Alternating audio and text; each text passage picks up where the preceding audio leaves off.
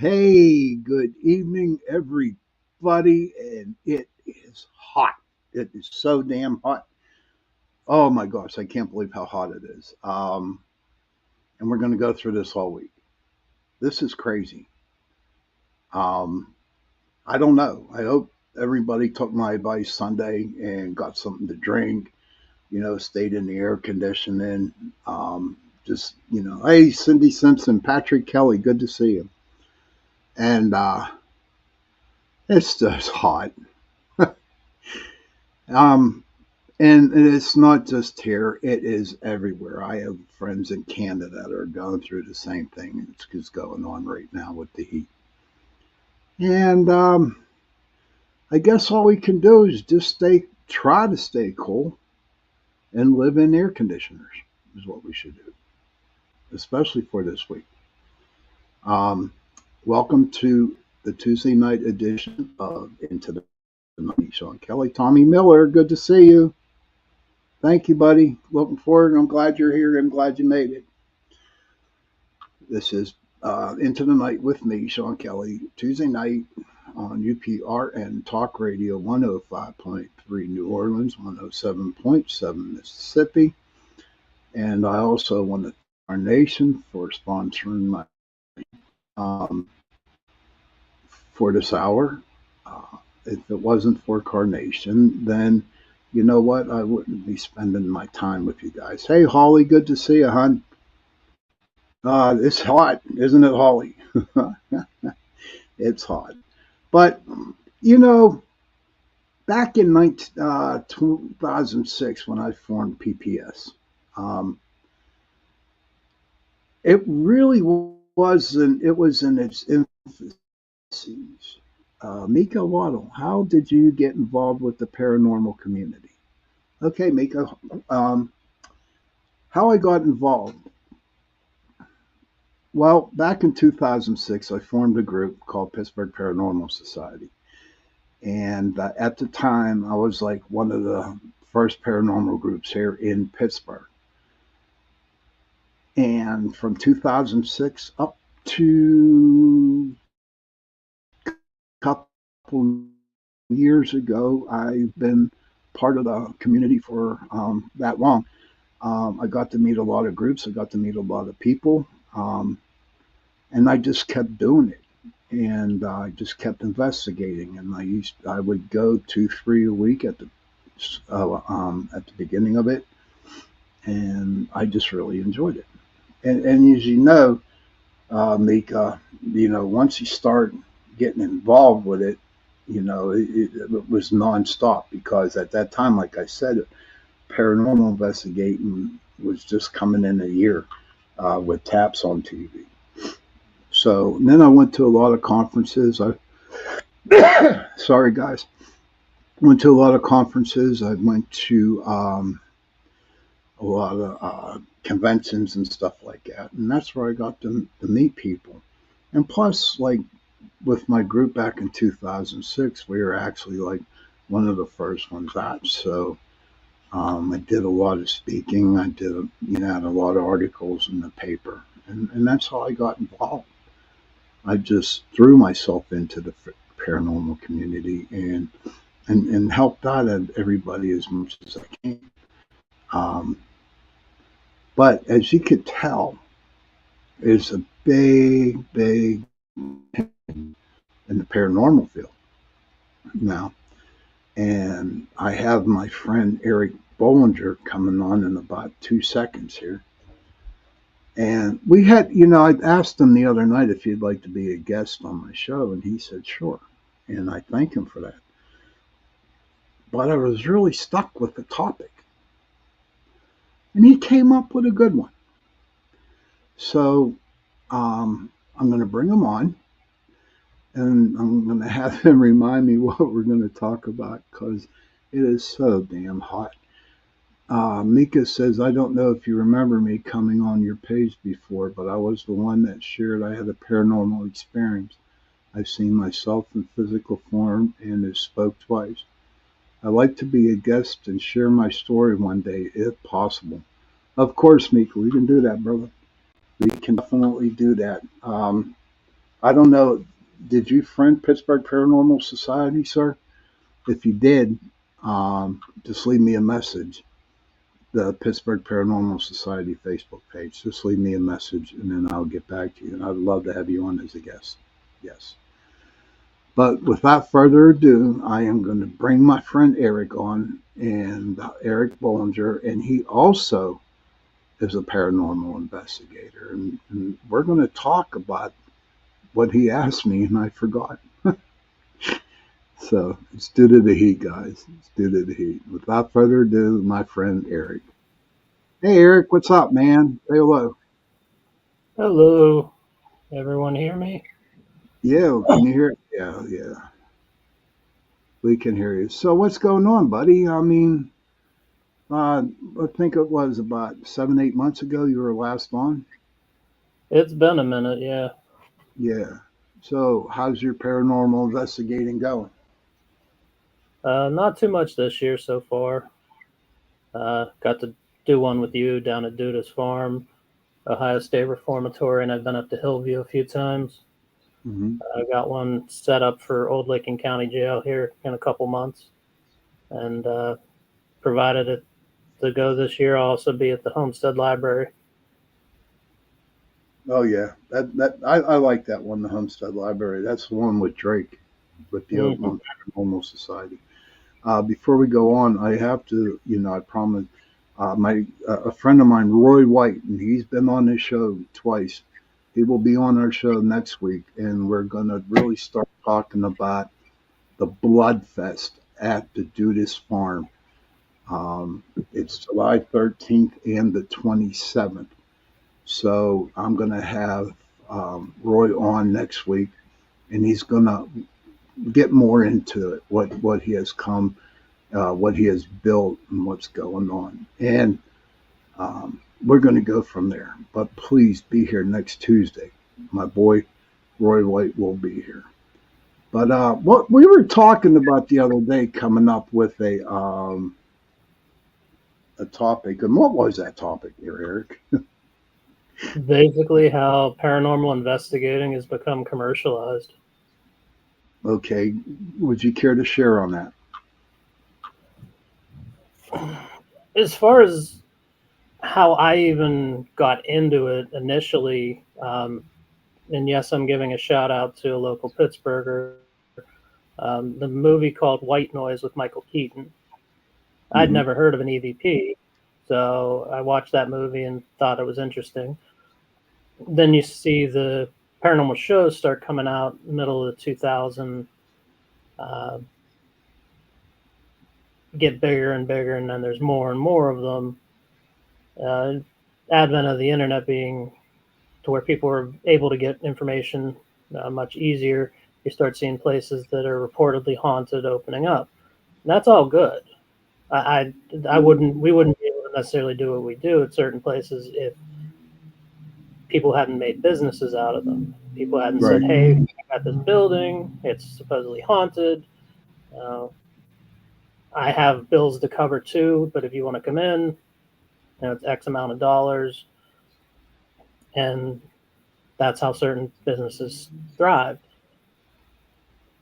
The equipment was very basic. I feel like the field is still in its infancy, but it also at times feels like it's been hijacked. Um, just regular equipment. Some has come down in price, others are impossible. The Panasonic digital recorder, if you find one for $500 that works perfectly, you got a bargain. Right.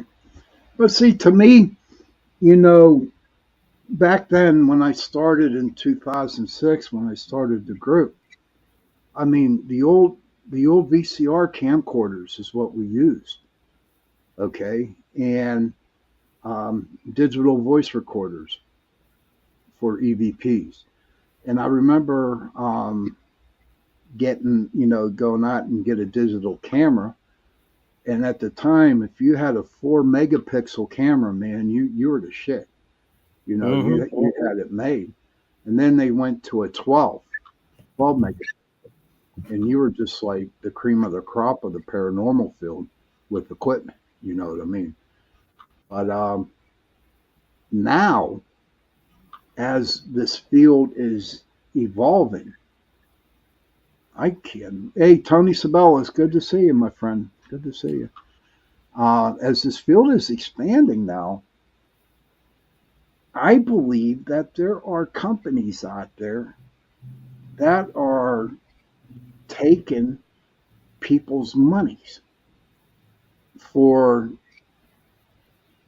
really ridiculous stuff.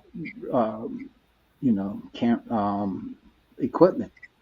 Hmm. You know, and to me, I just I can understand they need a business, okay, and they need to make money.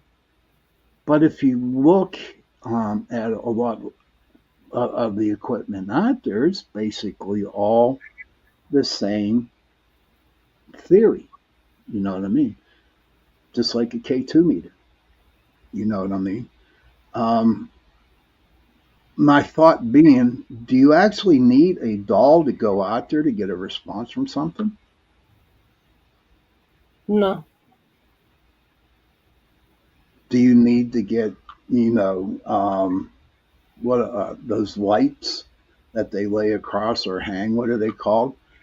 Where when a spirit crosses it, they go on and off. yeah, Or, they're just proximity sensors attached to a light. but do you believe that that equipment works honestly, or do you think that something caused that light to go off? I think it depends on the piece of equipment. Okay, care to I care think to share on that? Care to share? you're talking about the light, the rope light, essentially. I've Yeah. been at investigations that have used that, and I've seen it go off when there's nothing around it. There's no electrical source. There's nothing that walked around it. So it's taken the technology of a K2 and expanded it to have a longer range, and I think something like that is good. But when it Hmm. comes to um, other pieces of equipment like a digital thermometer, people was said to find cold spots. Well, the problem with a digital thermometer is it takes surface air temperature, not ambient air temperature. You could have a Okay, cold spot right in front of you, but it's mhm, going what's behind it. right. I know some of the those meters that you're talking about. I kind of like. Um, I'm like on the fence with it. Like honestly, everybody, I'm on the fence with all the equipment that they have out there right now. I really am.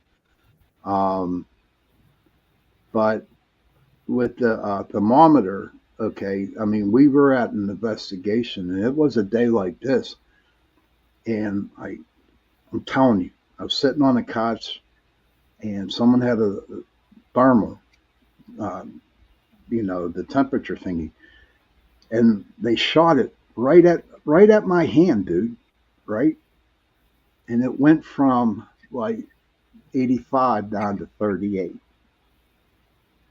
just like But that. but something was touching your hand and it was reading the surface temperature Of what? of your hand. So my hand was 38 degrees. There was something that was touching your hand, making it 38 degrees. Yeah. So I believe because at the time when that happened, um, I did sense spirits around me.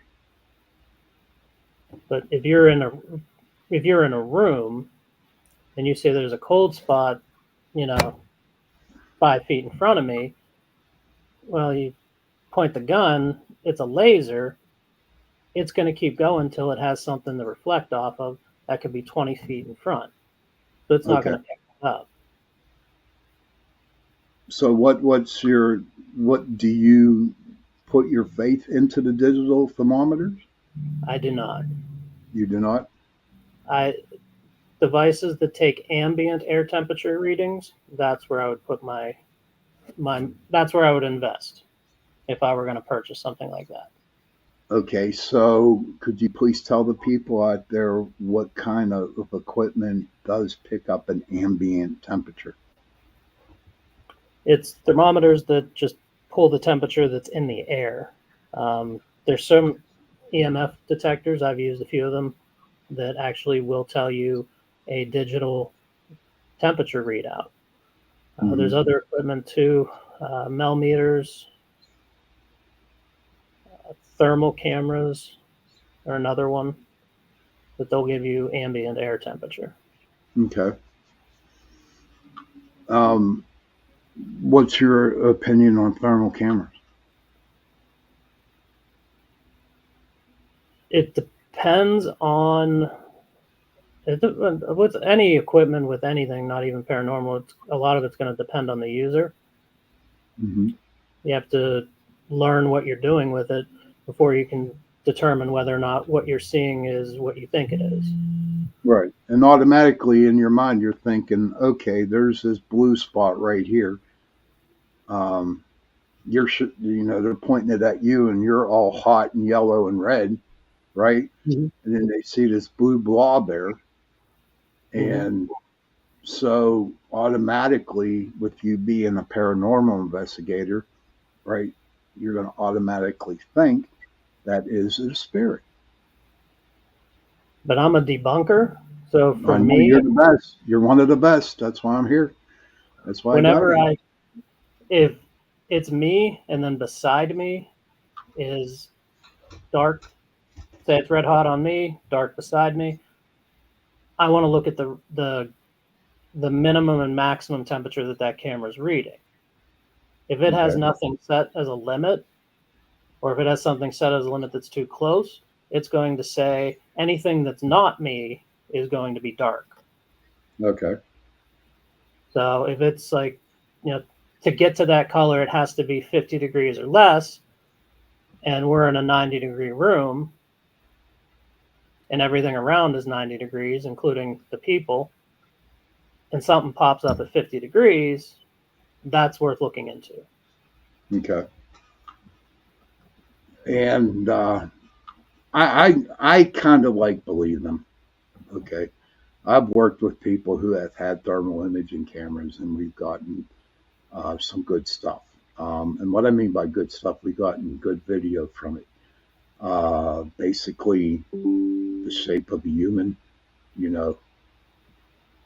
Video is a Uh, different animal. If you see something humanoid on video that's moving, hi Rhonda. hey, Rhonda, good to see you, hon. Welcome. If you want to share, if anybody out there in the chat room wants to share about any of the equipment, um, feel free to. Because tonight, me and Eric are talking about how commercialized the paranormal field has gotten. So, and it does. Like you sent me a message, or we talked the other day, and you said they have pink K2 meters. Yep. There she goes. I love you, Rhonda. She still prefers old school equipment. I agree with you 100%. Personally, me, I use a K2 meter and an EVP, in the electronic digital voice recorder. To me, those are the two best pieces of equipment to have. Rhonda says definitely more commercial hype than the real deal. It's so true. So true. Mhm. What do you think of that, Eric? And she's got a point. I think with all those damn shows on TV, it just starts to, you know, hype other people up. You know what I mean? Like the Ghost Brothers. We'll just say the Ghost Brothers on TV. All right. Now people watch that religiously. Okay. Now everyone wants to be a ghost brother, and to me, it's not like how it used to be, like Ron was talking about. Back then, even with taps, the only thing I didn't like about taps is they didn't believe in orbs. Okay. Um, but But at one time when they had the TAPS family members, the groups that became the family members of TAPS. You remember that? Hmm.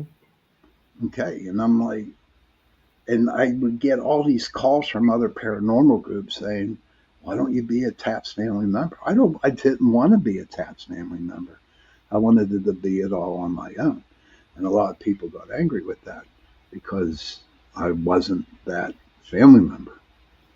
What are your feelings on that when a group like TAPS or any other group want TV ghost show would want to start a tap like TAPS family member, like Ghost Brothers paranormal group member? What do you think of that? That's a double-edged sword, and that's part of the commercialism of it because you want the community to be inviting, you want it to be collaborative, you want it to be inclusive, to use a current buzzword. Mm-hmm. But also, how much is that is just a cash grab? Like, Hey, go like ahead. send your 1995 and get an official paranormal investigator sticker and bumper sticker and keychain and a little card that you can carry around that says you're a member of XYZ. Right. That to me that's not good. It's and that's where I draw the line. I'm right there with you on that one. Never, ever, ever did you have to pay anyone to be part of a group. Never did. You Yeah. know, never, never, never, never. Michelle Wilfong says, "Hi, everyone. Hello, Michelle. Thank you for coming in." But no, it just it's just irritating that people would go out of their ways in order to make a buck. And I'm going to tell you, um, I remember Eastern Penitentiary was the biggest like ghost place to go to, right? Mm-hmm. And just to investigate that all night, it was $2,500. Um, so you, for five people, you couldn't come up with $2,500. You know what I mean? Mm-hmm. You get like 50 people, and to cut back on the expense of doing it. But you know as well as I do, it's real hard to do an investigation with 50 people.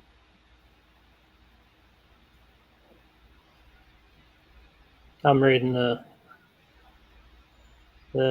chat. Oh, what Um, Ron?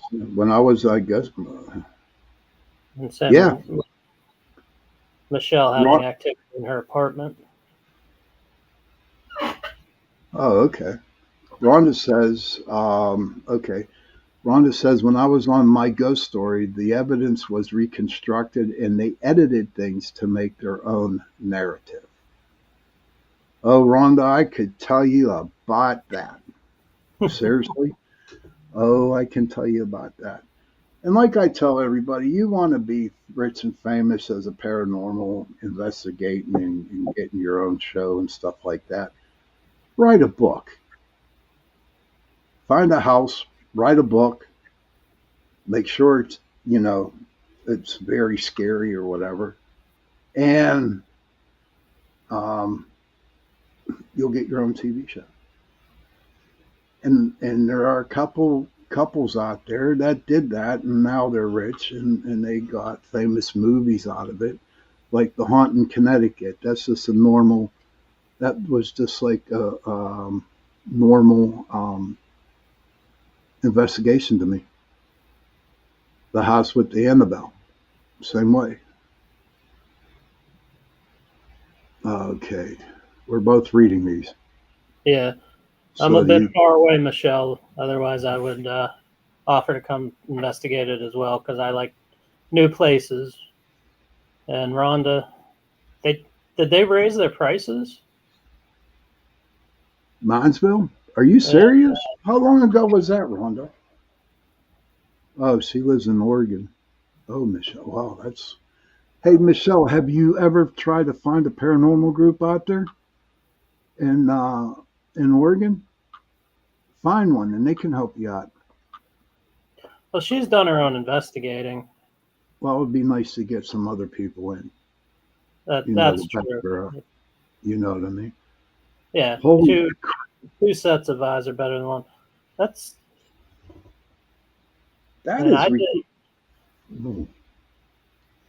say I did one just last year with my group, and it ended up coming out to like $60 a person. That's too much money, Rhonda. The hell, 20. Wow. Maybe because we had 20 people. I don't think so. We had I don't know, 23. Rhonda.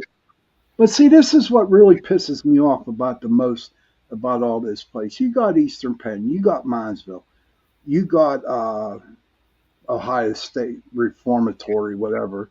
You got all those other places that the ghost TV shows been to, and then and then places are making a buck. You know, the only place that is actually doing something with the money that they find that they get from these overnight investigations is Prospect Place down in Trimway, Ohio, and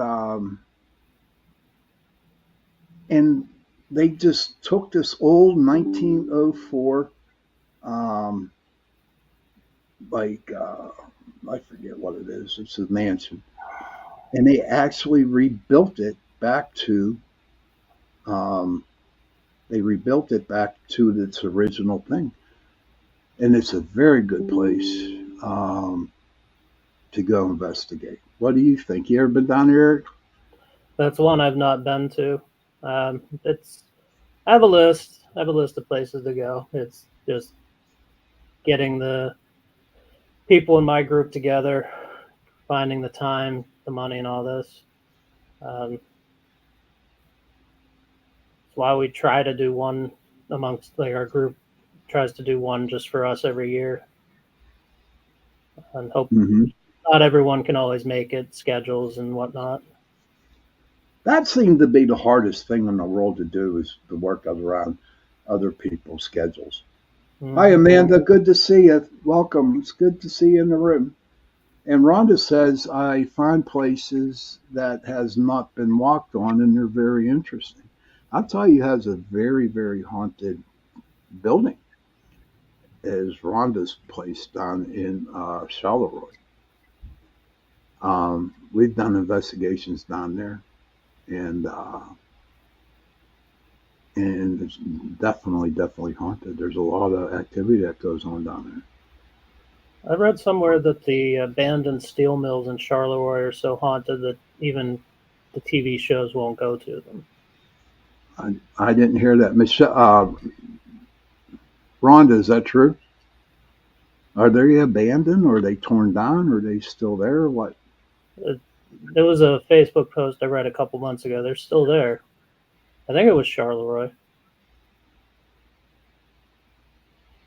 but Michelle, that's completely wrong of them to have done. The Rhonda mill. says, yes, the store is real. There are quite a few hot spots in Charleroi. The mills are running. Okay, yeah. It people shouldn't charge you to come investigate your house. I know No, residential, like whenever I've done a residential, the most I've said is just if you have water, yeah. I, I, My, and not my, even when it's hot like this, just we need to stay hydrated. So that's all I ask of you. Keep us hydrated. I would definitely ask for iced tea, cookies, and water. That's what I would ask. Okay, it's not a Pittsburgh wedding. We're not having the cookie tables. maybe we should have a big, maybe we should have a big conference and bring out cookie table. That'd be pretty cool. But no. So, but her place, Rhonda's place down in Celery, it's an antique store. And what we did investigations down there every Halloween or the week before Halloween, and it was like pretty cool. It was pretty cool. So, what is your favorite place, or what is on your bucket list to go investigate? Well, my favorite place to go to is Hillview. I've been there the most. I have an actual family connection as my grandmother was a resident there when it was open. So that's my favorite place to go to. Second favorite place is Gettysburg for a lot of obvious reasons. Um, Mm-hmm. Bucket list, even if I don't know if it's haunted or terribly haunted or anything. I would love to do an overnight at Alcatraz. Oh, that would be sweet. I would think it'd be haunted. I would I've think it not would. I've not looked into it because I don't want to know. Because if it is, then that's just going to make me want it more. Right. That'd be a lot of money too. Yeah, And none of my and and, lottery tickets win. So, and I watched a couple shows on the USS North Carolina, that battleship, mm, and saying that it's like a really, really haunted place. That's what really irks me about the shows now. It's like they make it odd to where it's evil, or there's a lot of bad spirits down there, and it to me it takes away from the actual ghost hunting. You know what I mean? It mm, it I'd rather go to a place where that hasn't been on TV. You know, I would rather go out to a cemetery and investigate. Anywhere, Gettysburg. Me and you've done a couple investigations up in Gettysburg, mm-hmm. and it was definitely it's very haunted up there. But I don't know. I just don't. That's my opinion. If anybody out there in the chat room who wants to chime in on how the TV shows actually destroyed the paranormal investigating, you're more than welcome to chime in, and we'll read your quote on online here. You know, but I, I don't know. I was venting there a little bit. Your turn to vent. Your turn to vent. One of the things I've noticed with a lot of the places that I have gone that, and I don't mind paying. I've never minded paying if I feel the price is reasonable. If it's somewhere I've never been, or if it's somewhere I've been and had a lot of good activity. But it means something more when I go back and there's been improvements to the place. Right. Hey, And Michael. Go some ahead. do that better than others. Um, there's a few places I won't go back to because of that. There's a few places I won't go back to just because I don't think they're haunted, or if they are haunted, they're not as haunted as they're made out to be, Hmm. which is a sad thing that, this place, just because some place looks creepy and gives you a weird vibe, doesn't necessarily mean it's haunted. Right. You know, my And parents, go ahead. my parents' house is haunted, but it looks unassuming. Okay. I'm dying here. As you can tell, do you see the sweat I building up do. in my t-shirt here? Yes. I wonder if everybody else sees it. They're probably looking at it like, Sean, you're a nutcase. Why aren't you getting yourself into the AC?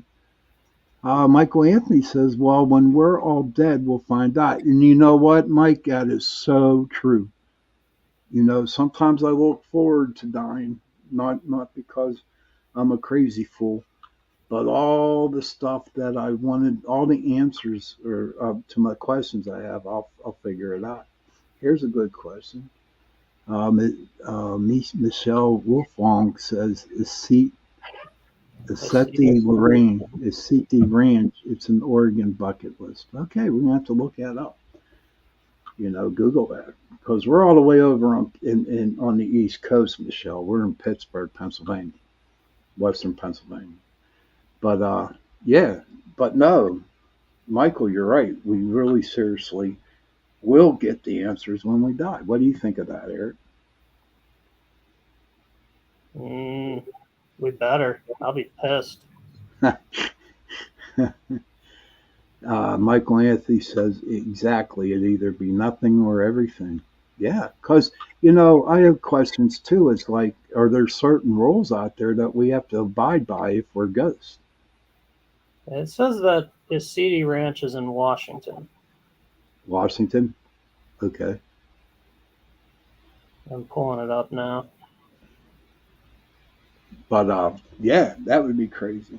Michelle says not mentioning any names, but if ZB on GA, he kind of puts on the show some of the time.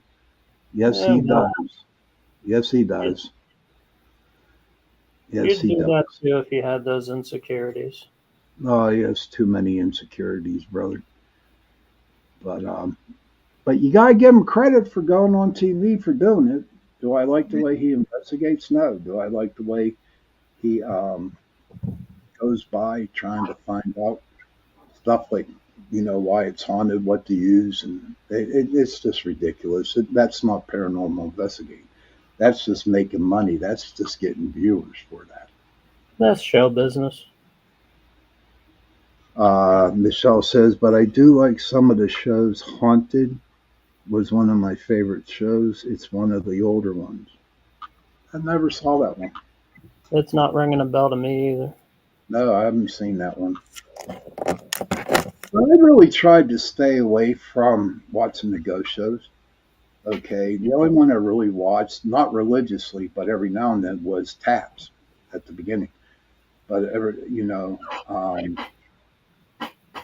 but as time went on and I saw more and more come out, I was like, no, I don't need this. I want to do it my own way. I want to figure out investigating my own way. She said, I had a couple of experiences as a child when I moved to this place, felt like it was right where I was supposed to be. I've actually had a reoccurring dream that I've been here before as a child. Hmm. Do you have a comment for her, Eric? Um, my recurring dreams are far less interesting, but I my first experience was as a child at my parents' house. Shadow man in the upstairs. I'm standing at the bottom of the steps looking up, and full figure shadow man walks, looks at me, goes into my room, comes out of my room, goes back down toward my parents' room. I remember being put with a therapist and explaining that, and them saying that it was just an overactive imagination. So when you find a place that feels like home, which my current house feels like home, I can understand that. It's one of Well, those deja vu type feelings, is the best way to describe it. Anytime I get deja vu, it makes me think I'm on the right path. you believe that, huh? It's what I tell myself. Okay. I can understand that. Oh, wow. Um, what's she saying? She's in Oregon. I know it's not far. Okay, she's talking about that ranch that you were talking about.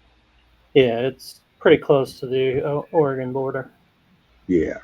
But so we got about 10 minutes left here, buddy. 10 or 11 minutes left. Um, what else is going on in your life in the paranormal field or anything else that you'd like to share with us? I mean, I'm gonna plug a couple things just because I can. You gave me the platform. Uh huh. Um, but Bloodfest next month, July 13th and 27th at Duda's Farm. I think that's going to be a good time. I can only make one of them. I have a different event on the 27th, but I'm going to do my best to be there on the 13th. And then the place down in Vegas is awesome. Never been to Vegas. Not a gambler or a drinker, so I don't know what Vegas really has to offer me other than food. Mm-hmm. And nothing against food, but No. What's to the other place? What's the other place you were gonna? this is for Western Pennsylvania, West Virginia Panhandle, Southeastern Ohio, or whomever.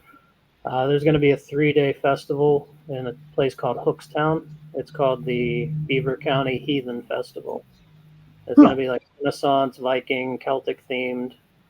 Going to have a petting zoo, get your picture with a wolf, a lot of artisans, crafts, vendors. Looks like it's going to be a good time. I think they're going to have live music and there's going to be like fire dancing on the Saturday night. So it's the last Friday, Saturday, Sunday of July. I'll be there in some sort of outfit at one of the vendor booths. You gonna dress up as a Viking? Uh, I don't quite know exactly if it'd be considered Viking or just Renaissance, but I Uh-huh. got two different outfits. Three. That's crazy. I've never been to the Renaissance Fair. Would love to go and check it out. Um, I don't know. What do real quick? Um, what's your thoughts on the cryptids, the Bigfoots, the fairies, the elves, the gnomes?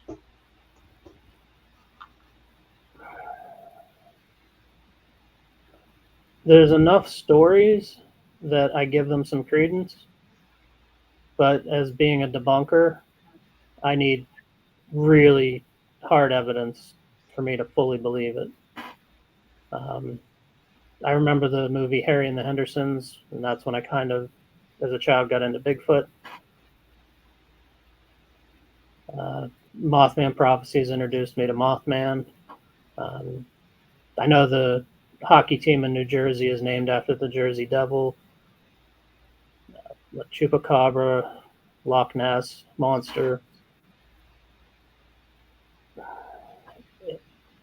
There's so many things that our vision spectrum and our hearing spectrum are limited.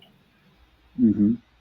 I think that's part of what the equipment for paranormal investigating helps expand. So I can't discount anything 100%, but I also don't believe anything 100% without Right. hard evidence. Like, I believe my dog right now is dreaming because he's kicking in his sleep. What about aliens and UFOs? I've seen them myself. Okay. Not aliens, but UFOs. Okay. So I do believe in that. One of the things people say is, well, why don't they visit more? Why haven't they visited more? One, they might have, and we just don't know it. And two, space is vast. It takes however many, was it, weeks to get to the moon, just with the technology we have. Right. I think if the sun burnt out, it would take, what, 9 minutes for us to even know? Uh-huh.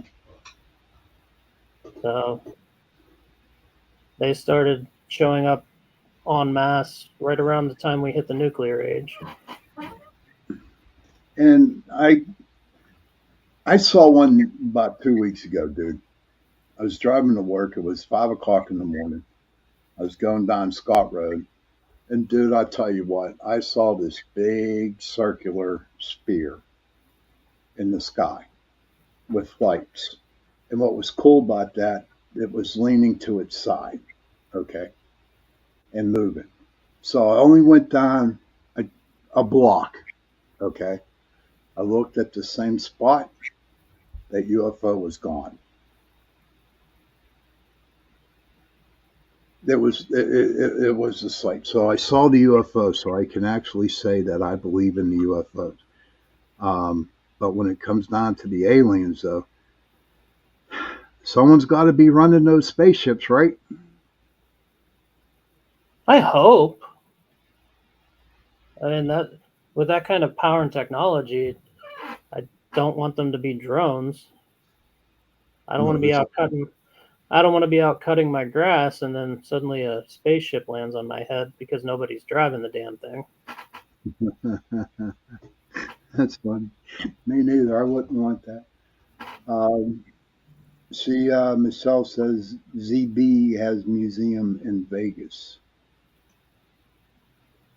We're looking for reasons for me to go. Yeah, go, man. You go, you spend your money, and then tell me all about it, and I'll think about going. I'm good. I'm watching my money. I got things coming up. I got mortgages, and I like having electricity. I only know is that my friend that we've been in this paranormal field for a very long time, and we have had some good investigations, and we had some really bad investigations. Um, but the way they investigate right now, I have a hard time accepting it. The only good thing that I like about the investigating teams now is that there's a lot of younger people that Hmm. are getting involved with this.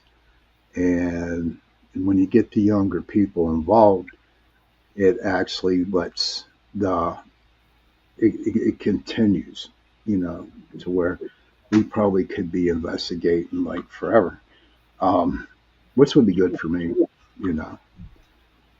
Remember, I told, good, good, remember the young lady we both met for the first time at Homestead last year, yeah. Leah. She had her baby last week. Did she really? Oh, that's She cool. did, little boy. That's cool. Michelle says, I agree. I think there's so much more we need to explore. Of course. Talking about being a ghost, he just faded out. Look at that shit. Oh my God. What are you doing to me, Eric? You're freaking me out. But we're getting close to the end of this, to the show tonight. And I hope everybody enjoyed. And if you hear a dog barking, it's my neighbor's dog barking at us to give him a treat, you know. So, and That's what that, every dog does. oh yeah, that dog. Her name is oh, what's her name? I forget. It's too damn hot to think. Um, it really is too hot. But she has us wrapped around her little paw. I tell you, seriously, and I kind of like it, you know. Ladies and gentlemen, Eric, how could people get a hold of you if they wanted an investigation from you? Just go to Facebook and look up Phantom Hounds Paranormal. It's the group I'm in. Um, we got a little bit of got a few counties that we have members in. So we're always available to answer any questions, and we don't mind residential investigations. Real quick before you go, when you do a residential, do you have certain steps that you go by before you go into the house?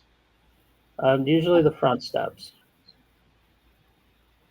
The what? The front steps. No, what I mean, what do you go through? Don't even go there, dude. Go to the back steps. You know, change it all around. I walked right into that one, ladies and gentlemen, so you all know. But do you talk to the people before? Do you go do a little investigation before the actual investigation goes? What's your Like to know what they're experiencing, where they're experiencing it, when it started. Are there periods where it's more powerful, or those sorts of things? If they bought any new furniture, anything old, has any life event happened? And then, if depending on how many of us are involved, try to have one person that knows things about it going in and one person that doesn't, so that we can compare. okay? That's cool. And then you go in, investigate, and look at all the video and all the pictures, and then you give them your answer. Mm-hmm. You know, which is pretty cool. Which is pretty good. But listen, brother, I'm going to have to let you go.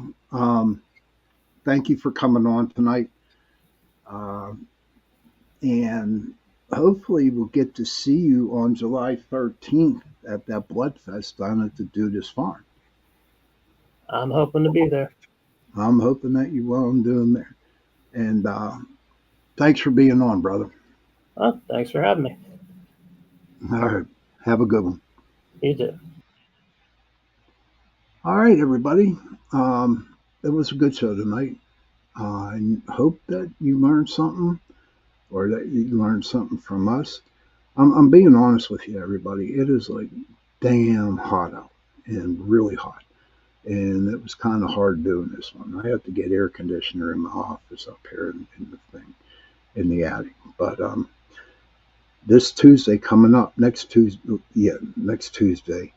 I'm going to have Roy White on from the Haunted Corn Maze from Dudas Farms, and we are going to talk about Bloodfest that is happening on the farm on July 13th and the 27th. And that's where we did the investigation, and our last investigation. And we're going to ask them if there was any, after we left, did any more type of ghostly hauntings happened on the farm.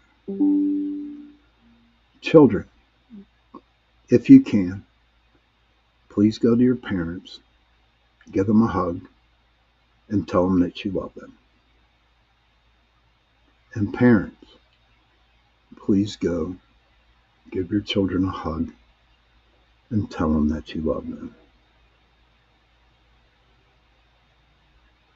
And if you have no parents, find somebody to give them a hug and tell them that you love them. Because those three words, I love you, go a long way. I want to thank UPRN Talk Radio, 105.3 New Orleans, 107.7 Mississippi, for letting me share an hour with you. Also, again, want to say thank you to Carnation for sponsoring the show tonight. And everybody, please, please, if you can, honestly, stay inside in the air conditioner this week, because it's going to be hot. It really, really is. And on that note, my friends, y'all have a good night, and I will definitely see you this Sunday coming up. Good night.